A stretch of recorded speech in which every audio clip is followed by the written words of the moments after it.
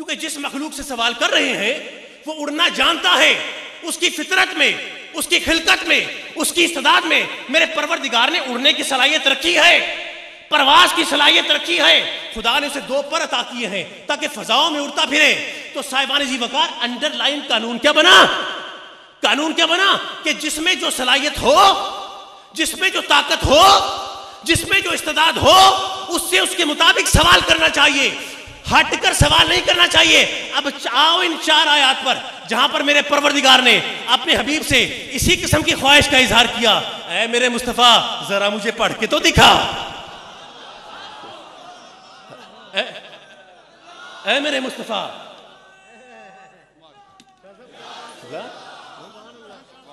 اے میرے مصطفیٰ ذرا مجھے پڑھ کے دکھا، اے میرے مصطفیٰ ذرا مجھے لکھ کے دکھا. تو اب گجرانوالہ کے ملاؤں سے سوال کرو کہ جو کہتے ہیں کہ میرا مصطفیٰ نزول وحی سے پہلے پڑھنا لکھنا نہیں جانتا تھا. بھئی سوال یہ ہے کہ ملا، قانون تو یہ ہے جس میں جو قوت ہو، جس میں جو صلاحیت ہو، اس سے اس کے مطابق سوال کرنا چاہیے، ہٹ کر سوال نہیں کرنا چاہیے. تو پھر خدائے پروردگار اپنے حبیب سے ایسا سوال کرتا کیوں ہے کہ جس بھی اس میں طاقت ہی موجود نہیں ہے؟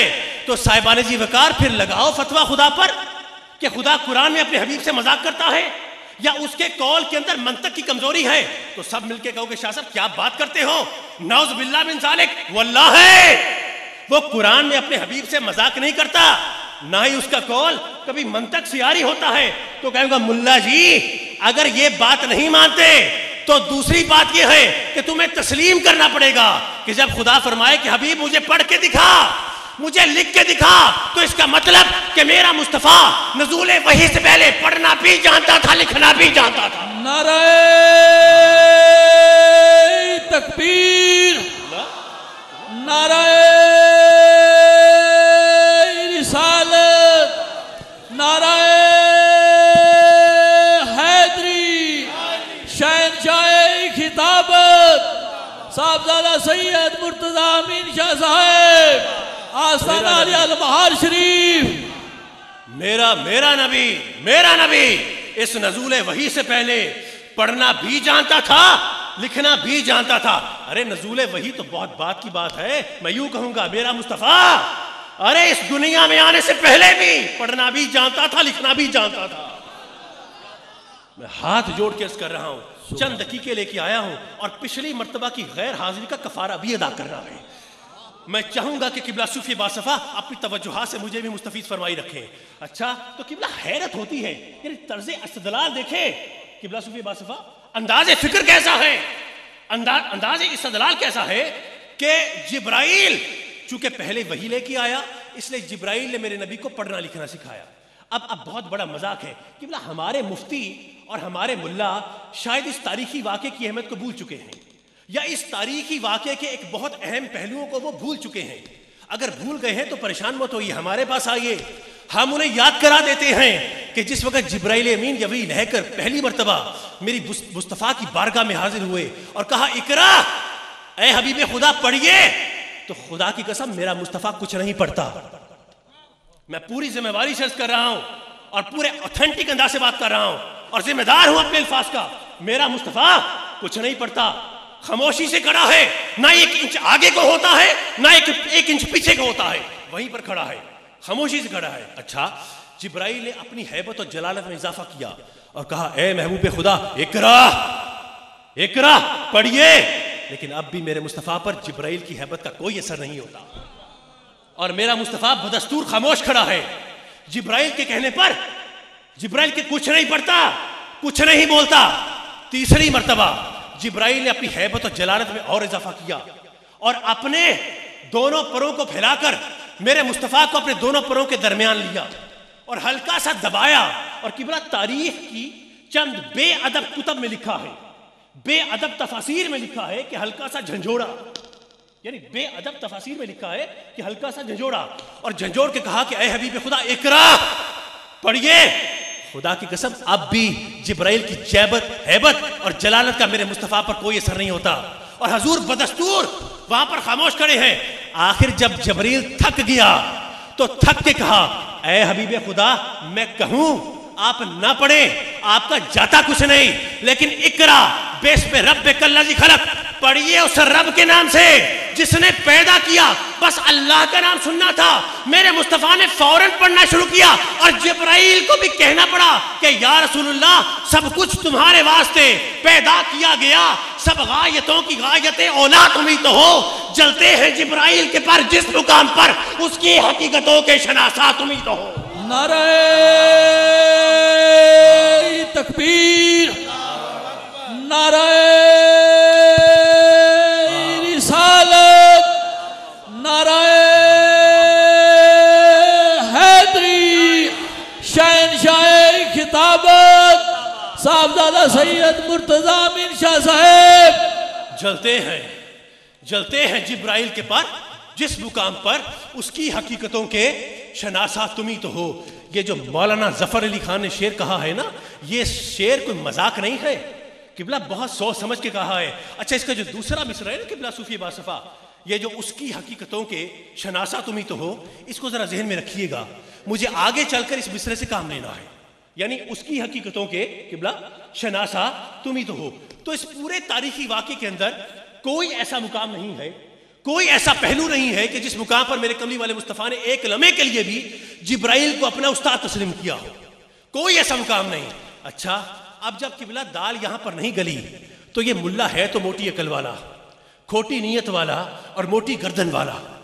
تو اب جب بات یہاں پر بنی نہیں اور دال گلی نہیں تو قبلہ فوراً ایک اور منطق اٹھا کے لے آئے, ایک اور بہانہ بنا لیا کہ جناب آپ کہتے ہیں کہ حضور نزول وحی سے پہلے پڑھنا جانتے تھے, لکھنا جانتے تھے, لیکن اس نزول وحی سے پہلے جو حضور نے مکے کے اندر 40 سال کا عرصہ گزارا تو کسی نے حضور کو پڑھتے لکھتے ہوئے تو نہیں دیکھا. بھئی توجہ ہے آپ کی؟ کسی نے حضور کو پڑھتے لکھتے ہوئے تو نہیں دیکھا, حضور کو کسی مدرسے میں جاتے ہوئے تو نہیں دیکھا, حضور کو کسی مکتب میں بیٹھتے ہوئے نہیں دیکھا. توجہ ہے نا آپ کی؟ یہ بہت اہم بات ہے کہ آئے روز کی کہانی ہے. گلی کے چوراہوں پر کھڑے ہو کر یہ ملا اپنے گھٹنوں تک شلواریں اٹھا کر تم سے سوال کرتے ہیں. تو میں چاہتا ہوں کہ یہ میرے دقیقے ضائع مت جائیں, اور یہ امانتاً آپ کے سپرد کر رہا ہوں, اور میرا نوجوان طبقہ میرا مخاطب ہے. میں ان کے توسل سے اپنے غیر معروف سننے والوں تک اپنی بات کو پہنچانا چاہ رہا ہوں, اور آپ کے شہر کا باسی ہونے کا حق ادا کرنا چاہتا ہوں. اس لیے انتہائی توجہ چاہیے. اچھا یعنی سوال کیا جاتا ہے, ہم آپ کو محفل میں خوش آمدید کہتے ہیں. اب انتہائی توجہ رکھیے, ہم نے خوش آمدید بھی کہہ دیا. اچھا تو سوال یہ کیا جاتا ہے کہ 40 سال کا عرصہ جو حضور نے نزول وحی سے پہلے گزارا تو کسی نے حضور کو پڑھتے ہوئے تو نہیں دیکھا, کسی نے حضور کو لکھتے ہوئے تو نہیں دیکھا, تو ہم کیسے مان لیں کہ مصطفیٰ پڑھنا لکھنا جانتا تھا؟ تو صاحبان جی وقار, اگر سوال اچھا ہونا تو اس کی تعریف ہونی چاہیے. ٹھیک ہے نا قبلہ؟ سوال اگر وزنی ہو تو اس کی تعریف ہونی چاہیے, لیکن اتنا بھی وزنی نہیں ہے کہ ہم اس سوال پر اپنے عقیدے کو ہی بدل ڈالیں. یعنی 2 جوابات ہیں ہمارے ذہن میں, اور وہ 2 جواب ہدیہ کر کے مجھے کچھ آگے کو بڑھ جانا ہے. دیکھیے پہلی وجہ تو یہ ہے قبلہ کہ میں دوبارہ سے مثال پیش کرتا ہوں اپنی صوفی باصفا کی. بھئی توجہ ہے نا آپ کی؟ میں آپ کے صوفی صاحب کو جان کر شامل تفتیش رکھتا ہوں تاکہ آپ لوگوں کی توجہات جو ہیں وہ قائم رہیں. قبلہ آپ کی اجازت سے تو سوال یہ ہے کہ قبلہ محترم فرض کیجئے کہ صوفی باصفا نے مجھے بچپن میں پڑھنا لکھنا سکھایا. گو کہ میں بچپن میں ان سے پڑھ تو نہیں سکا, یہ میرے بچپن کے استاد نہیں, لیکن آپ تھوڑی دیر کے لیے فرض کریں کہ بچپن کے اندر مجھے ابتدائی تعلیم انہوں نے دی ہے, مجھے پہلے قاعدے انہوں نے پڑھائے ہیں الف بے پہ, یا 1 2 3 یا ABC یا قرآن کا پہلا قاعدہ مجھے انہوں نے پڑھایا ہے. تو آپ سے سوال کرنا ہے کہ آپ بتاؤ کیا یہ کہنے میں حق بجانب نہیں ہے کہ شاہ صاحب آج جو منبر پر بیٹھ کر خطابت کے جوہر دکھلا رہے ہیں, فلسفہ بیان کرتے ہیں, منطق بیان کرتے ہیں, تو ان کا تو سارا کا سارا علم میرے علم کا محتاج ہے. بھائی ٹھیک ہے نا؟ یعنی اگر میں بنیاد نہ رکھتا, اگر میں نیو نہ رکھتا, اگر میں فاؤنڈیشن نہ بناتا, ابتدائی تعلیم نہ دیتا, تو شاہ صاحب اس مقام تک نہ پہنچتے. تو ان کا جتنا علم ہے وہ میرے علم کا محتاج ہے. بات بھی ٹھیک ہے, اگر یہ میرے بچپن کے استاد رہے ہیں تو میرا جتنا علم ہے وہ ان کا محتاج ہوگا. تو صاحبان اسی وقار اسی طرح اگر میرا کملی والا مصطفیٰ اس 40 سال کے عرصے کے دوران اگر حضور مکے کے کسی مکتب میں بیٹھ جاتے پڑھنے کے لیے, لکھنے کے لیے, یا مدرسے میں بیٹھتے, یا آپ کی زبان میں کہوں کہ کسی اسکول میں بیٹھ جاتے یا کالج میں بیٹھ جاتے, تو قبلہ اس وقت تک کوئی اسلام نازل نہ ہوا تھا, اسلام کی اشاعت بھی نہ ہوئی تھی. تو مدرسے مکتب یا تو تھے یہودیوں کے, یا تھے عیسائیوں کے، یا تھے مجوسیوں کے، یا تھے بت پرستوں کے. تو اگر میرا مصطفیٰ کسی کے مکتب میں بیٹھتا تو انہی مذاہب میں سے کسی ایک کا مکتب ہونا تھا، انہی مذاہب میں سے کسی ایک کا مدرسہ ہونا تھا، ٹھیک ہے نا، وہیں پر بیٹھنا تھا اور وہیں پر جانا تھا. تو کیا جواب دیتے تم اہل مغرب کے تانوں کا اگر 21ویں صدی کے اندر بیٹھ کر وہ ان ملاؤں پر انگلی اٹھاتے کہ تمہارا نبی ہم سے افضل کیسے ہو گیا؟ وہ تو ہماری مکتب میں بیٹھ کے پڑھتا رہا، وہ تو ہماری مدرسے میں بیٹھ کے پڑھتا رہا، تو پھر وہ ہمارے پیشواؤں سے، یہودیوں سے، عیسائیوں سے، مشرکوں سے وہ افضل کیسے ہو گیا؟ کیونکہ اس کا علم تو ہمارے بزرگوں کا محتاج تھا. تو کیا جواب دینا تھا تم نے ان کے تانوں کا؟ خدا کی قسم میرے پروردگار نے تمہیں ان تانوں سے محفوظ رکھ لیا، کیونکہ تمہارا یہ خدا برداشت نہیں کرتا کہ اس کا وہ حبیب کہ جو معلم اخلاق بن کے آیا، جو معلم انسانیت بن کے آیا، جو معلم کائنات بن کے آیا، اور جو ایک لمحے کے لیے بھی جبرائیل کو اپنا استاد تسلیم نہیں کرتا، تو وہ کسی غیر مسلم کے مکتب میں بیٹھ کر وہاں پر پڑھنا سیکھنا سیکھے.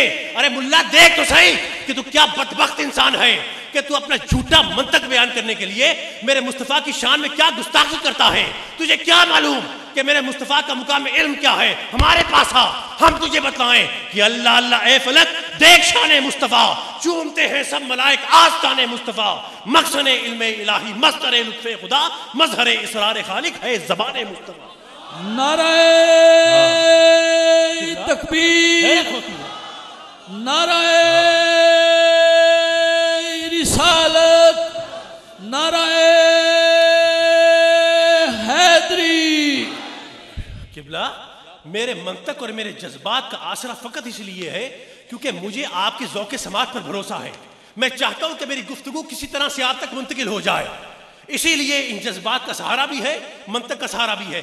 اپنے کلام کے کجمج ہونے پر کوئی بھروسہ نہیں ہے، لیکن تمہارے حسن سماعت پر بھروسہ لے کے آیا ہوں. تو اس لیے میں چاہوں گا کہ اگر محمد کے ہو تو محمد کے بن کے دکھاؤ. یعنی اللہ اللہ اے فلک دیکھ شان مصطفیٰ. نیچے بیٹھو، کوئی حرکت نہ ہو، بیٹھو نیچے، بہت توجہ. اللہ اللہ اے فلک دیکھ شان مصطفیٰ، چومتے ہیں سب ملائک آستان مصطفیٰ، مخزن علم الہی، مصدر لطف خدا، مظہر اسرار خالق ہے زبان مصطفیٰ. یعنی حیرت ہوتی ہے طرز استدلال پر، ان کے انداز فکر پر. دل کرتا ہے ان کے دماغ میں گھس کر دیکھوں تو صحیح کہ پلتا کیا ہے وہاں پر کیسی فیکٹری لگی ہے، کیسا کیمیکل لوچا ہے وہاں پر، کس انداز سے میرے مصطفیٰ کی شان میں گستاخی کرتے ہیں. دلیل کیا ہے کہ حضور کو دیکھا نہیں ہے پڑھتے لکھتے ہوئے، اس لیے کیسے مان لیں کہ میرا مصطفیٰ پڑھنا لکھنا جانتا تھا. میرا سوال یہ ہے کہ خدا پروردگار قرآن میں فرماتا ہے کہ وَقَانَ اللَّهُ بِكُلِّ شَيْءٍ عَلِيمًا، کہ اللہ ہر چیز کا علم رکھتا ہے. تم مانتے ہو اس چیز کو؟ اگر نہ مانو نا تو تم پر کفر کے فتوے لگ جائیں. تم مانتے ہو کہ خدا کے پاس ہر چیز کا علم ہے، ٹھیک، بِكُلِّ شَيْءٍ عَلِيمًا، وہ ہر چیز کا علم رکھتا ہے. اور قرآن کے بے شمار مقامات پر اس آیت کو دہرایا گیا ہے کہ اللہ، وہ اللہ عز و جل ہر چیز کا عالم ہے، تمام اشیاء کا علم میرے پروردگار کے پاس ہے. مانتے ہو نا اس بات کو؟ اچھا، میرا سوال آپ سے یہ ہے کہ جو ہر شے کا علم ہے، کیا اس علم کے اندر پڑھنے لکھنے کا علم بھی شامل ہے؟ تو کون سی زبان ہے جو کہے گی کہ جناب اس میں نہیں شامل؟ سب کہیں گے جناب وہ اللہ ہے، ہر چیز کا علم رکھتا ہے، تو پڑھنے کا علم بھی شامل ہے، لکھنے کا علم بھی شامل ہے. تو پھر میرا سوال یہ کہ آپ مانتے ہو کہ خدا پڑھنا لکھنا جانتا ہے؟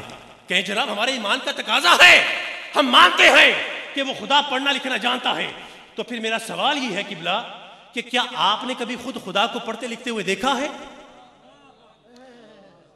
آپ نے کبھی خود خدا کو پڑھتے لکھتے ہوئے دیکھا ہے؟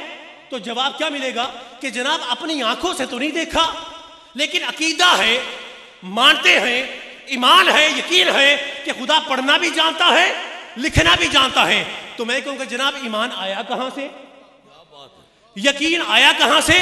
تو اب اگر زبانیں گونگی ہو جائیں تو میرے پاس آؤ، ہم تجھے بتلائیں کہ جب میرے نبی کو لکھتے ہوئے دیکھا تو تم نے مانا کہ خدا لکھتا ہے، اور جب مصطفیٰ کو